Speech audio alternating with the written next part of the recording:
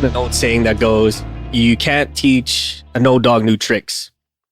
Yet with the way things are evolving, especially in certain industries like ours, it's becoming more apparent that this stigma needs to be erased. And MVP and I are not that old, but the way this industry we're in, the way it evolves. Well, let's get one thing straight. We're not that old in numbers. But physically, I think we're pushing 67. If that, man. Like, I think I retired twice because of all this. Like, especially in the industry we're in, it's so taxing and it evolves and adapts so fast. It's like dog years. I mean, I may look like I'm, I don't know, 20 something, 30 something, but factor in the dog years and all that stuff, I'm probably pushing 60, maybe 80. And then let's factor in like all the bends and twists that I got to do or lack thereof. So I'm probably got like the body of a 90-year-old. Yeah, see, I'm the exact opposite. I'm younger than you are, not by much, but I am. But most people, when they meet me, say I'm around the age of 50, and that hurts. that does hurt. Fuck you guys, man. Right. But with that said, right, learning is like one of the biggest things that we have to keep going. And then we've said this in so many episodes, like the day you stop learning is the day you go brain dead. And for industries like this, and especially the way the world's looking like, you can't afford to just take a break and stop learning. Like retirement, it seemed less and less like something you just leisurely take, right? Like unless you set yourself up like super well, you got to constantly have that little safety net just in case, right? Like have some skill sets going, have some kind of hobbies or go back to school, just to kind of keep your brain sharp, because you never know when things are just going to evolve past you and now you're obsolete or something drastic happens and you have to find yourself back in the work. You know what I mean? Well, that's very interesting you say that. What I've noticed a lot of people are doing is they're taking the skill sets they learned from while they were in their career, right? They've since retired, but then they open up a consulting firm and, they do that when they want. And they go consulting in the field that they just came out of, right? Learn 40 years worth of information. And you say, well, I don't want to work, 40, 50, 60 hours a week anymore. But I still enjoyed what I was doing. So let me do this on my time, and that's, learning those skills and taking those, to the next level. When you just said that, thinking about that next step, that's what jogged my memory on that. And you're absolutely right. And I envy individuals like that because that's something I would love to do. Maybe not consulting, but just something along the lines where like, here's a skill set that I have, and then I can mold this somehow into a part-time job or a job that pays well enough where like it's relaxed enough for it to feel like a hobby, but it pays well enough to feel like a full-time job, if that makes any sort of sense. And that's kind of the reason why a lot of individuals are going back to school, is they want to be able to either enhance a skill set or learn a new set of skills.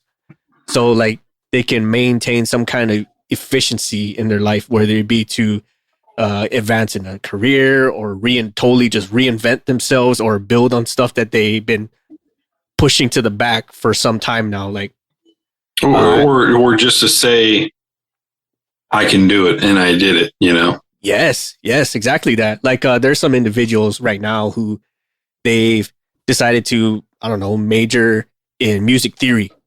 And that was like so far away from what they used to do.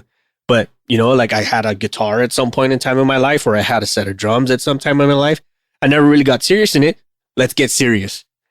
And then nowadays with the pandemic, like reinventing or restructuring people's jobs, a lot of individuals had to relearn how to be effective in their line of work, or they had to change jobs and moving to places they knew absolutely nothing about, like aircraft mechanics having to learn how to do finances because that's the only thing that was open and available at the time, or individuals who cut hair, for instance. Now they have to transition to something that pays more because nobody wanted to get a haircut, or people couldn't get a haircut in the times when things were shut down.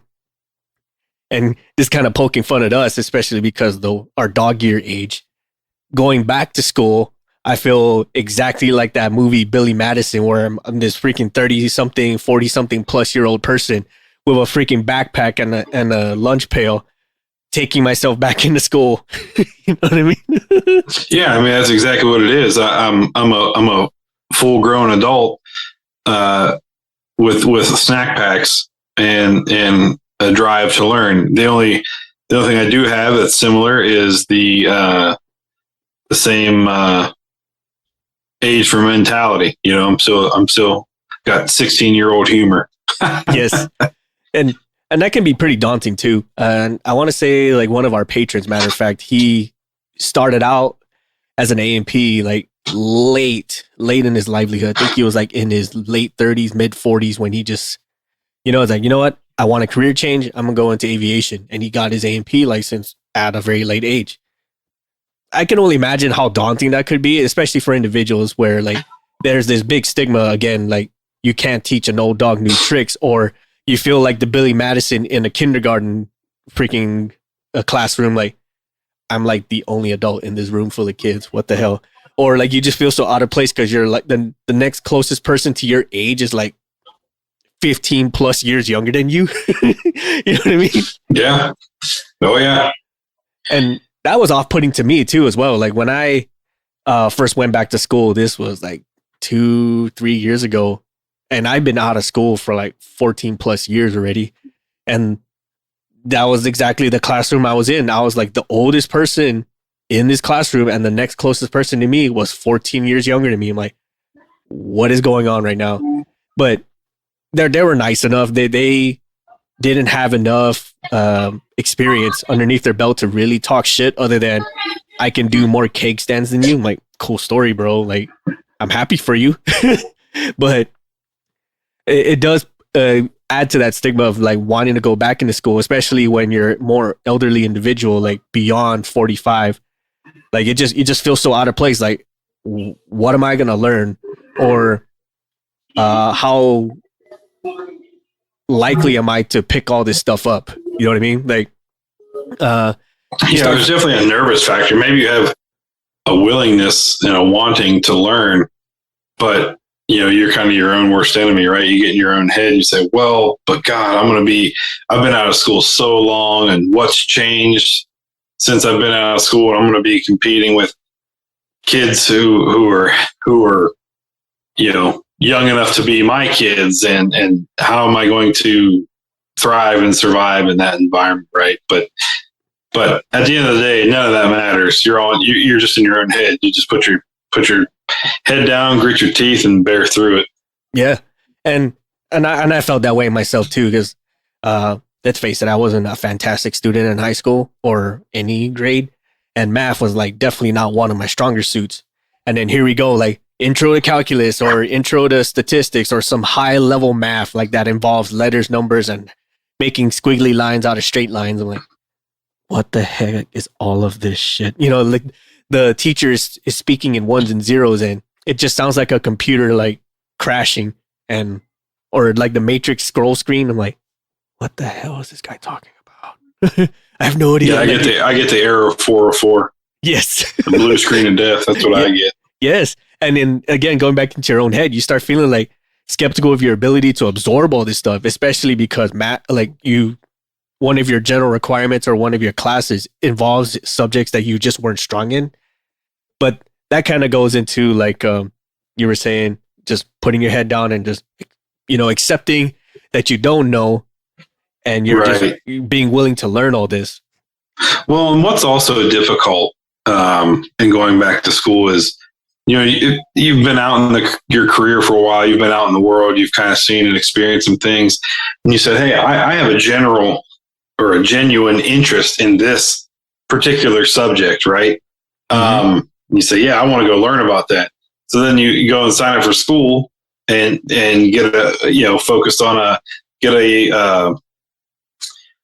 your what do they call those? Your lesson plans all organized, and you say, okay, I'm going to learn about nuclear fission.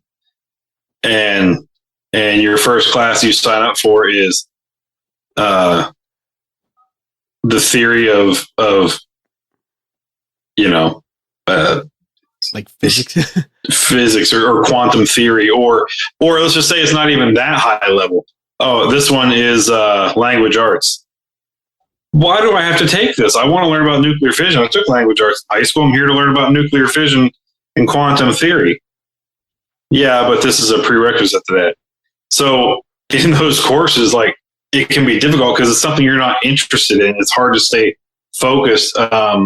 You sit there and you're kind of you just got that glazed over look. Now, while maybe you have a pretty solid understanding of language arts in this scenario, but you might actually learn something new if you just focus on what the instructor is saying, or what the video is saying, or what you are reading. If you have to, hey, pause. I heard you say this last thing, but I wasn't focused on that. Can you explain that in a different way to where that'll make sense? Like, do what you have to do to stay engaged. Yep. It's the only thing that's really gonna help you, because I got to tell you, I am the worst when I am reading or in a meeting about something that I could care less about.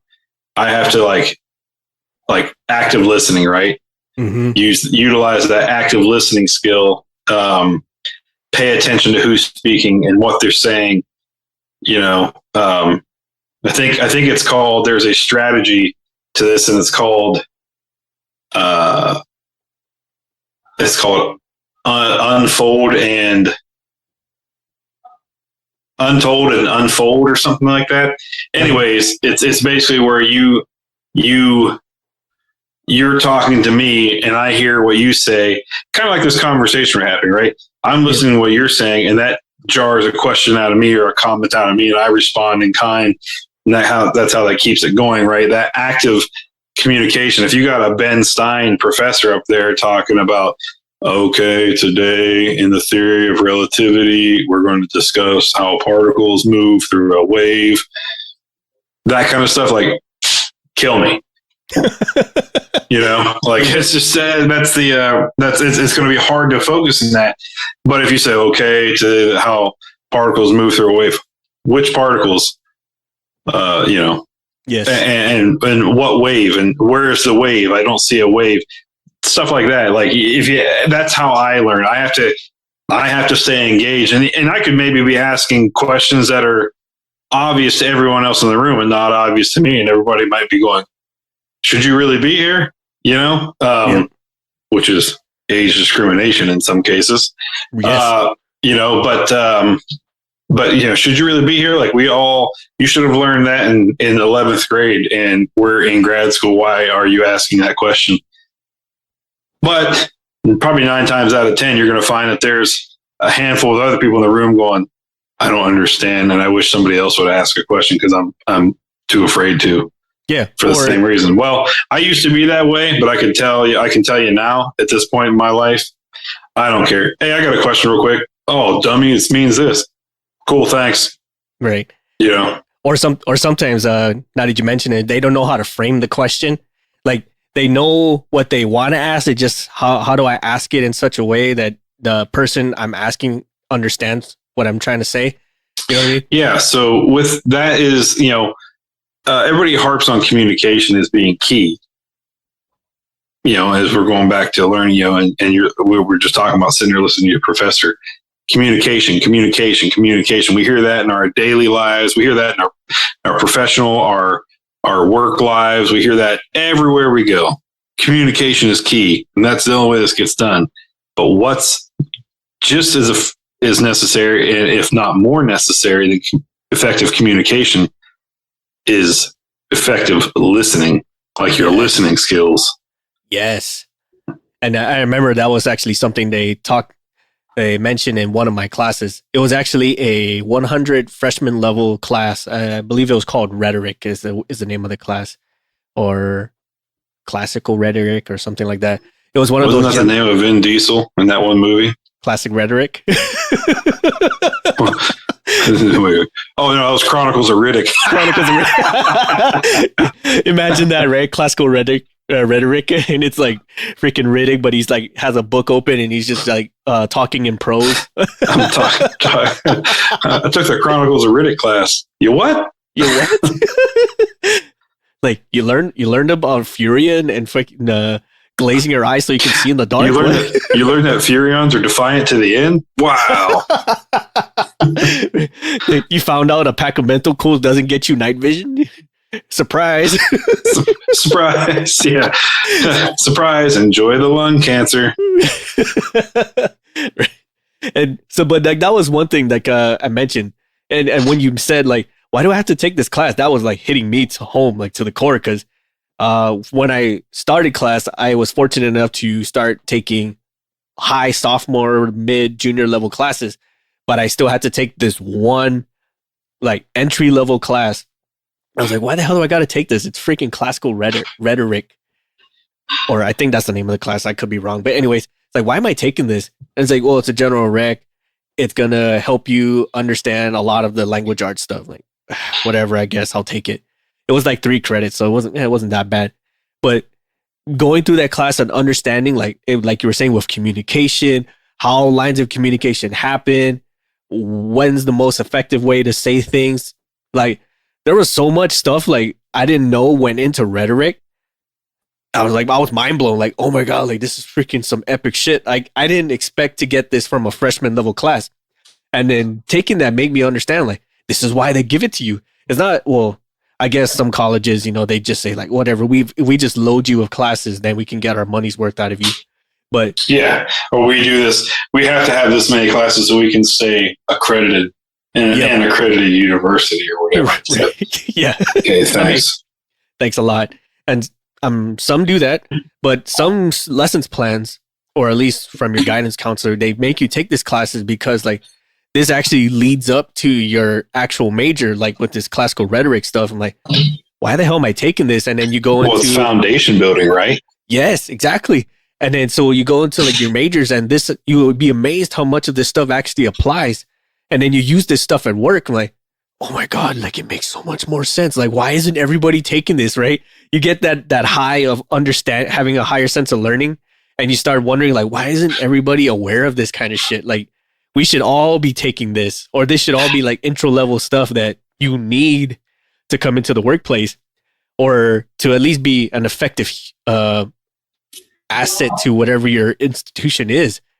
And then that's kind of like what brings us to like being proficient in your job, or like reinventing yourself. Like you got to sometimes just humble down and be like, you know what? I don't know everything, or I don't know enough, but I'm willing to absorb what I can so I can maximize what I actually do have to the best of my abilities of whatever situation I'm trying to fit myself into.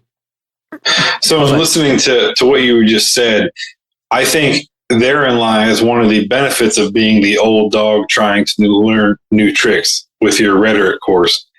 You say, why do I need this? Why do I learn this? But you actually end up learning something pretty valuable because you have work experience and life experience, going into that, and you can see where it could have been applied in your past and now where you can apply it moving forward. But that same class to an 18-year-old right out of high school, they're a freshman in college, they're not going to care about that, right?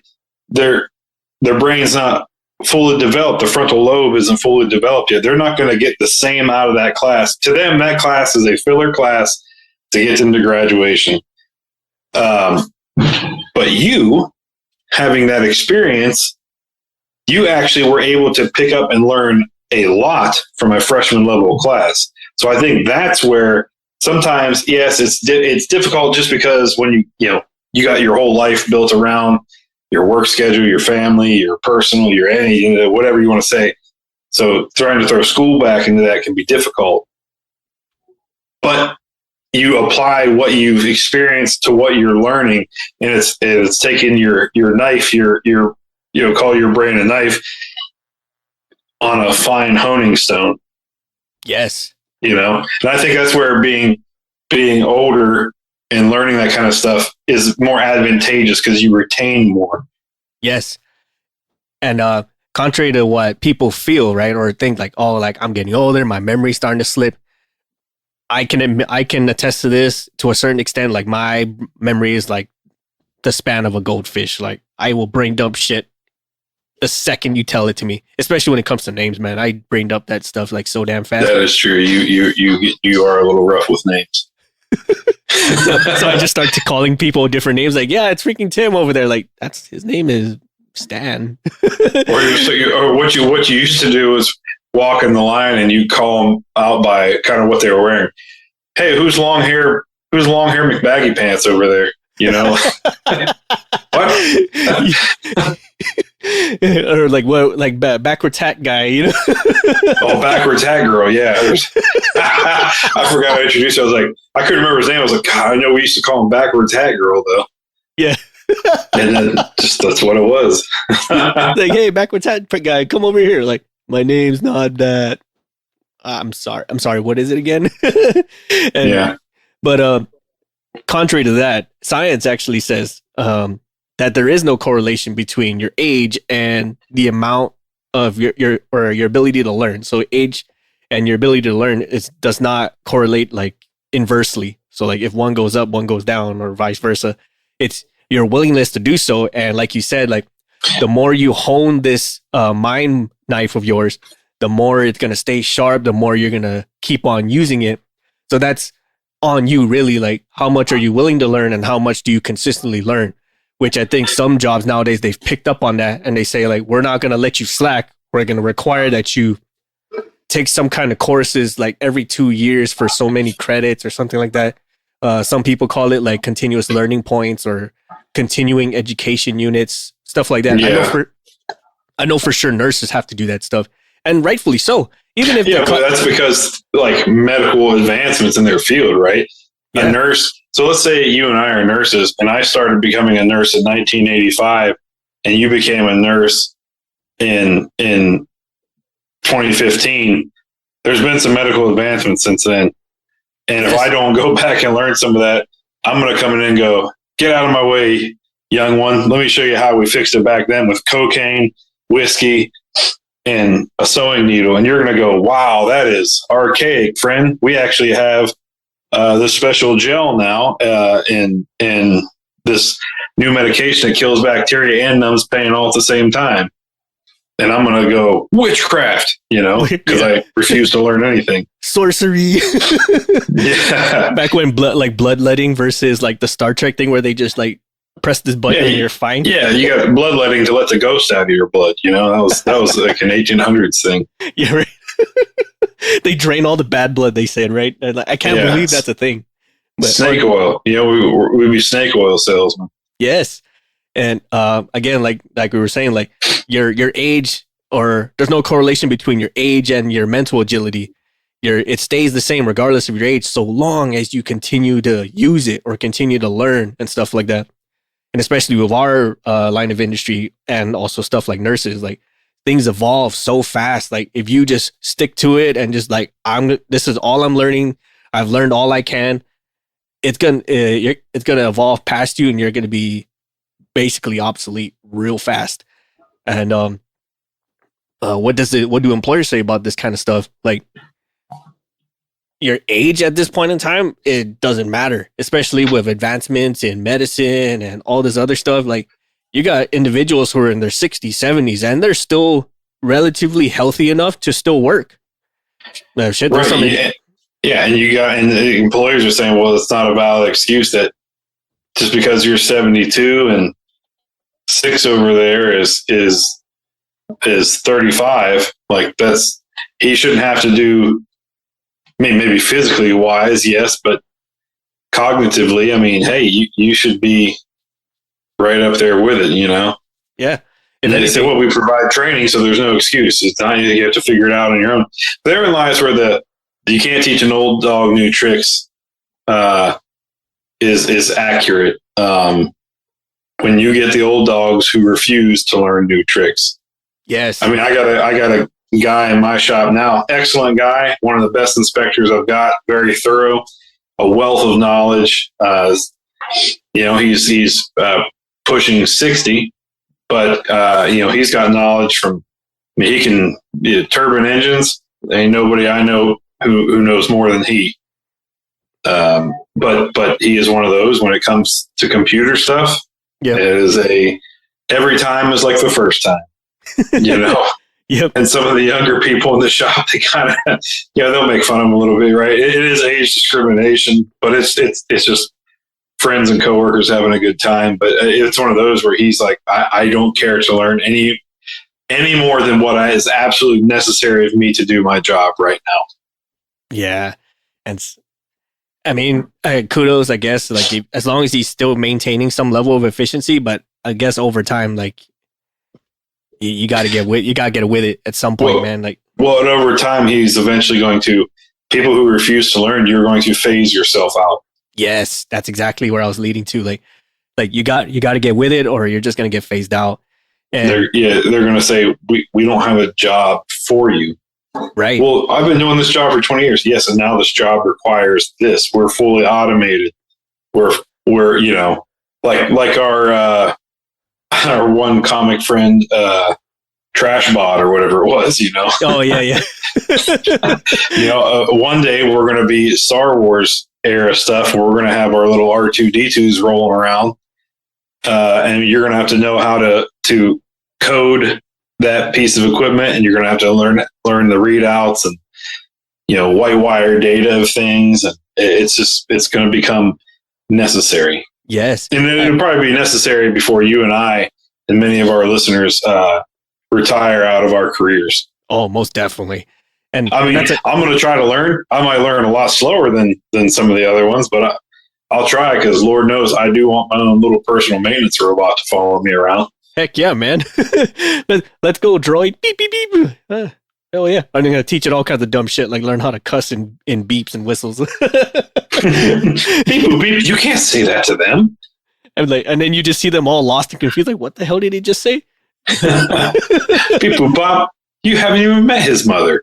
You know what I mean? Like that fourth wall break. Like, listen, kids. Don't cuss like this one. It's gonna be like Bender, Yeah. It runs on alcohol. It runs on alcohol. Yeah, it actually gets worse without alcohol. Right. And as an employer too, like that unwillingness to pick up new traits or at least adapt to the ever-changing environment, that just tells me like this person is eventually just gonna not want to do stuff. He's gonna be non-compliant, or he or she he's expressing their unwillingness to adapt. And that kind of tells me like, well, this person, like they don't care about the job. They don't care about advancing. So I can stick them in the lowest totem pole place and they're just not going to care, because that's right. Then they get frustrated with hey, how come everybody's moving up around me? How come these people are now making more money than me? Well, they learned this over here to stay current and relevant. You chose not to, so this is literally the only spot I have left for you. Yeah. And I hope, and just pray that the program holds on to that particular spot for a little while longer, but eventually they're going to realize that why do we even have that still, and cut it. So is the nature of business. It sounds terrible, right? We're all talking about this. It sounds terrible, but we all know that's the reality of business. Yes. It's ever changing. It's organizational change. It's strategic change. It's transformational change. That's what this continuous learning, teaching old dogs new tricks, it's all change. If there's a one constant, it's change. You have to change. You have to continue learning. You have to change your ways you operate to mesh with current times, with current products, current technologies, current customers' needs. Yes. And that's not saying like your experiences are worthless. Like, if anything, your experiences make you more sharp, as MVP has alluded to, especially with my example. Like, you have a deeper appreciation for the stuff that you do pick up and learn, because you have an idea of what can that apply to, or like you from your base experiences or your past learning curves, like not having an idea of what this is or not knowing how to apply this can have a direct effect on you, like profoundly sometimes. But again, likewise, like we were saying, like having some kind of experiences, like where this can be applied to, where this can be improved on, where this can be passed down. And it's not to say like learning something new is just going to bring down all the other stuff. I mean, sure, if it's low hanging fruit, like, do I really need to learn how to do this stuff that's been long since obsolete and it doesn't get made anymore? It doesn't be used anymore? Probably not. But should something fall to backups or like certain systems fail, you at least have some experience of what it's like to build stuff from scratch from less than optimal things, which is like an example of this is when MVP and I were working at this one institution, like everything was all digital. Anything and everything was digital. And then one day everything crashed. And from our experiences, we're able to figure it out and have like some kind of paper-based backups or analog-based backups. And nobody else knew how to do it. It's like, well, let me teach you, friend. Let me show you. Yeah, so that's where it's beneficial to be an old dog in a new trick world. Yes.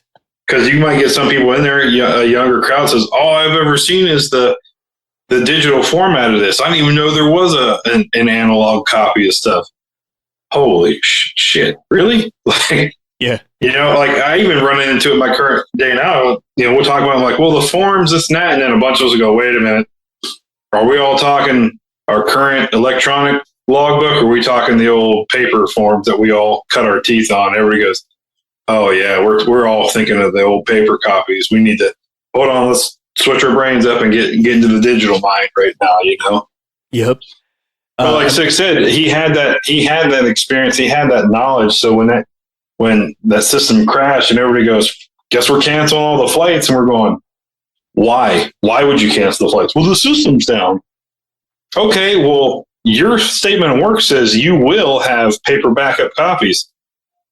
Oh, it does? Am I telling you more about your job than you know about your job right now? Feels that way. And I'm pretty sure it is that way. Okay, whatever. We got a flight schedule to hit. Yep. Boom, boom, boom, boom, boom. We get all these, digital analog copies printed out. Flights go off without a hitch. Eventually, the system comes back online. Everybody's squared away. And then we're like, by the way, QA, I would go look over there. Yeah, absolutely. Another one example of this is it was actually from Stick, previous guest, where he posted a picture of a micrometer, an analog micrometer with like the thimble and everything. And it goes like, tell me what this reading is. And I've seen a lot of faces like, what the fuck is this? Right. And it took me a second. Is it a C clamp? Yeah, like the C clamp micrometer with the thimble. Yeah. So that's like, it took me a quick second, right? Because like it's been a hot minute since I've seen analog, but I looked at it like, oh, okay, it's this. Yeah, hell yeah. Sometimes the old tricks take a while to re-engage itself, but it's one of those like, and that was a good question posed. Like, what happens when all the digital shit runs out of batteries or whatever the hell? Now you have to go to analog, and nobody freaking knows how to do it. So while it is good to stay relevant and current and change with the digital realm, it is almost necessary to understand and know the analog as well. Because again, when the grid crashes, life goes on. How do you operate? Yes. And to be honest with you, not a lot of people know the analog realm. So we're talking about old dogs learning new tricks, but herein lies where it could be a two-way street. These young pups can learn some old dog ways. Yes. And that's kind of like, and that's an avenue that we've actually mentioned a lot with Stig on his episode. Like it's a like you said, a two-way street. Like it's how you learn from each other and stuff, because a new pup doesn't need to make the same old mistakes. They can learn from all this from the senior seasoned veterans or individuals, and like, well, making this left turn is a bad idea, or plugging this in this fashion or running cables in this fashion or whatever the situation is a bad idea. These wires in this sequence. Yeah, is a bad idea. So that's the benefit of having a more mature or more seasoned individual in your areas, because at least now they can use their experience and say, this is probably a bad idea, and here's my reasons why. And it may be something that the newer, younger, more enthusiastic individuals just might not see. And so what a lot of businesses, companies are doing is they're taking their older workforce and they are teaming them up with the younger half of the workforce, right? Yes. So the gentleman I was mentioning earlier who's struggling, doesn't really want to learn much of the computers. When I first came into this, where I'm at currently, but as an inspector, he was the senior inspector to me. So he, with his wealth of knowledge, just walking around talking with him, I learned a lot of things that they just don't teach anywhere. They don't even teach them in A&P school. Some of the stuff, they don't teach it anywhere. You just part of that generation, but you got to be willing to learn from them. They'll tell you, they'll talk your ear off about it. You just got to know how to, probe it out of them. Yep. But on the other end of the spectrum, we'd finish up our work and we have the desk work to do. And that's where I would come in and say, all right, sit down. Let me show you how to put this slide deck together for this presentation. Let me show you how to update these charts. Let me show you how to build a chart. Let me show you how to, do these different things. And so both are learning something from each other, right? Yes. So when the system crashes, hey, I know what to do because I learned the analog ways. And the older set goes, hey, I don't have to be, made fun of, laughed at. I don't have to be dependent upon anybody else to do this part of my job because I know the digital side. Right. It's good for employees and business. Well, what's good for the employees, right, is great for the business. Yes, absolutely. And again, like it may seem daunting, especially being a more seasoned or older individual, having to throw yourself back into a learning environment. And we can attest ourselves, it can be very intimidating, especially because like you got a newer, younger, more enthusiastic crowd to just absorb things like a sponge. I mean, it's kind of like a newborn baby. Like everything that you put in front of their face is just going to be instantly absorbed and learned, and they're going to repeat and emulate and all that stuff. Versus you, like, that might not be such a great idea, or like you start reasoning things out. Like, do I really have to do that, or what's my reason why? But that can actually be a good thing because like now you're trying to reason things out or find the logic in it, and you can find more ways of how this applies. Sure, you might come off as the old challenging adult in the room, like, or the old grumpy person, but that again, like that reasoning and that challenging is actually might be making the things better, and for yourself and for the entire curriculum and the situation or the situations you're in. And it's one of those things where like you don't know the value until you start putting yourself into it. You know what I mean? Right. Yep. It's imperative that we be willing to pick up information wherever we can. Yes. Not always easy. Maybe not always have the time that you want. I got to tell you, there's this week in particular, there's not been enough hours in the day to just do anything really. It's been hard to focus on any one particular subject, be it work or home. So even in those instances, if you have to, hey, all right, I'm just going to pause. I'm going to close the book early. I'll reattack this tomorrow. As long as you don't give up on it, just say, nope, I don't have the time. I don't have the patience. I don't have the willpower to learn this. So the hell with it. I'll just keep moving forward and hope for the best. No, just close that book and revisit it in a day or two when you got a different mindset, more of a clear picture, and reattack. Yeah, I'm loving that you mentioned that, because that was actually one of my problems when I was going through school and stuff. Because a lot of us who are older individuals and we're going back to school, there's a whole lot of other stuff that require our full undivided attention. And tacking on stuff where it's usually given to an individual who has nothing else going on but school, it can be very daunting. So as MVP said, like, I've broken stuff up into chunks, and there are times too where I want to just say, I'm done with it. I'm not meant for this. I'm just going to deal with what little knowledge I got and just move on. But sometimes you got to realize what the end goal is, and just sometimes you just got to close the book, go take a walk, and just re-engage it at another time when you're more acceptable to learning it. But yeah, you might have the mindset, why though? Why, I'm happy where I'm at work. I'm happy with this and that.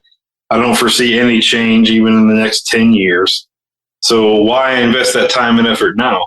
Well, let's use the girls from Elevate, right? Yeah. All different parts of the country of Canada. They all got together, come from varying maintenance backgrounds, got together, went to a maintenance competition, and did numerous jobs that none of them had ever done. But they learned last minute, maybe even in some instances, but they read about it, they learned, and they killed it in the competition. Yes. And even if they didn't win the particular task that they were doing, they still performed 100 times better than they would have had they chosen not to learn that task, instead of going into it with, well, we've never done this, so we'll call it a wasted, we'll call it a wasted event. We'll get in there, we'll kind of hem and haw and half-ass it and do whatever. And ride on the excuse of, well, I've never done that. No, they said, we haven't done that. Let's get in there, get our hands dirty, and learn about it, and then do the best we can. And it's exactly what happened. Yes, and then that's another key point I like to mention too. Like, learning something can actually boost your confidence in things, right? But confidence in your ability to do stuff, confidence in yourself, and maybe, whatever stigmas or assumptions you've had about a particular situation or a job or whatnot, you realize, like, this wasn't so bad. Maybe I can do this, or maybe I can do something better than this. And, you start setting more goals for yourself, start having more enthusiasm and more confidence in your abilities. And you never know where this may ride you. It could take you to a different career. It could take you to a higher position. You never know. But again, it always comes down to that, your willingness to learn and your willingness to attempt.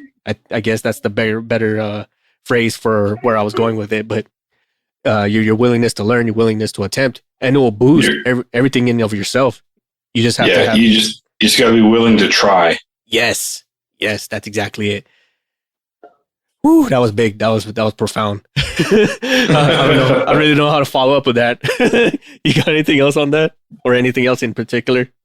If anybody out there is willing to learn, look, in today's day of the internet, age of the internet, there's really nothing stopping anybody. And if there's something you want to learn, whether it's analog or digital, there is a place to learn that, and there are people still to learn that, to teach that, excuse me. And if you're interested in any of that stuff, and maybe you're unsure of where to go, hit Six and I up. We'll be more than willing to deep dive the darkest corners of the internet to try to find you what you're looking for. Yes. Or if you have general questions, hey, you're afraid to ask in your current classroom setting that you're in, or your current work environment. Hey, guys, experienced this at work today, and somebody mentioned this, but I was afraid to ask, for fear of looking silly. And can you guys explain this to me a little bit? Yeah, not a problem. We look silly all the time. We don't care about it. So we'll help you do some research and give you a solid answer if we can. Yes. I do that at work all the time for a lot of the newer mechs, that come in and, hey, I heard somebody talk about this in a meeting. What is that? And they'll come to me, right? They won't even go to their own management, right? Because they don't work directly for me. So they're not afraid that I'll belittle them or chastise them for not knowing something. Which, if their own management did that, I'd probably go sit down and say, you shouldn't be in the role you're in. But that's a whole other conversation. And I try to explain to him as much as I can. And if I don't know something, he said, that's a great question. I haven't, we've been talking about it, but I haven't really looked into the intricacies of this. Stand by. And I'll go research forums, docs, whatever I can, and try to get back and get an answer. So I want to extend that invitation out to all of you that if you have any questions on stuff, and keep in mind, we're no Albert Einsteins over here, but we can Google with the best of them. And we'll try to get you guys as much answers as you can. And maybe we don't know the answer, but maybe we can point to somebody who does. We got the girls at Elevate who are very knowledgeable. Many of our guests that we've had on here are knowledgeable. Stig is uber knowledgeable, and he loves teaching people. So we can point you in his direction because he's a well of knowledge, especially when it comes to aviation maintenance. Yes. If you've got really any interest in anything, hit us up and we'll help you where we can. Yes, absolutely. And even like within our patron circle themselves, like they're not slouches. They're very smart individuals. So if our immediate circle of technicians and experts, even in our patrons themselves, like if we can't know, we can find someone who can point you in the right direction, or at least give you a good enough idea of where to start looking. And that's what really is all about, is passing on what we have learned, and helping people like find the avenues they need to make themselves better. And that's more or less what we're about. That's everything that we're about with the show. Is we don't want you all to make the same mistakes or keep making the same old dog mistakes. We want you to make new approaches, make new avenues for yourself. And again, we extend that invitation. Send us your questions, send us your feedback. Let us know something that we could pass on to other people. We'll figure out some effective avenue to put that through. But again, hit us up on whatever avenue is easiest for you: social media, our Patreon, Discord, email, website, our Linktree, whichever the case may be. We're all here for it, and we're here for you. And on that note, we appreciate all of you for listening. We'll see you again next time. Bye, everybody.